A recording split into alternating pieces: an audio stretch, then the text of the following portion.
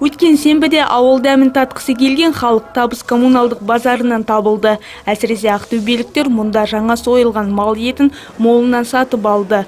Ұйымдастырушылардың айтуынша жәрмеңкеге жеткізілген ауыл шаруашылық өнімдерінің сапасы қатаң қадағаланған. Әсіресе ет өнімдері арнайы сараптамадан өткен. Бүкіл құжаттары бар, сертификаттары, ет сүтке вет лабораториядан өткізілген, 2 мәрте өткізіледі лабораториядан. Сиыр еті 1600 теңгеден сатылады. Жылқы 2000 қойылып тұр. Сүт өнімдерінің бағалары енді оның ішінде қаймағы бар. Негізгі сүт 200 теңгеден сатылады. Негізгі енді бағытымыз етті сүтті бағытта.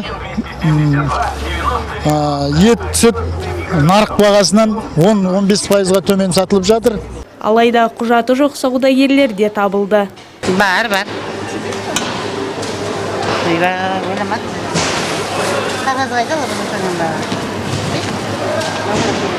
Ой, таба алмай қалдым мен қазір. Сертификат свежий емес. Қайда сен сертификат? Не сұрамашы, ештеңе айтпай. У нее же лабораторная, вон написано. Нет. Дүкен сөрелерінде келісі 150-200 теңгеден тұрған пияз жәрмеңкеде 70 теңгеден сатылды.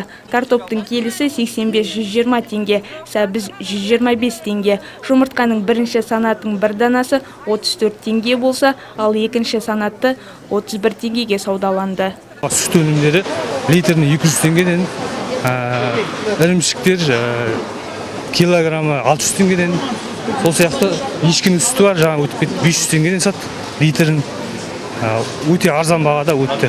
Жақсы еттер, рахмет.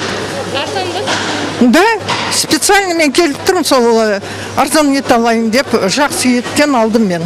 Сондай-ақ келесі сенбіде ауыл шаруашылығы жәрмеңкесі табыс коммуналдық базары мен Рамазан комбинатында өтетін болады. Оған 12 ауданның шаруалары қатысады. Айгерім Есмырза, Сергей Калашников, Тәулік.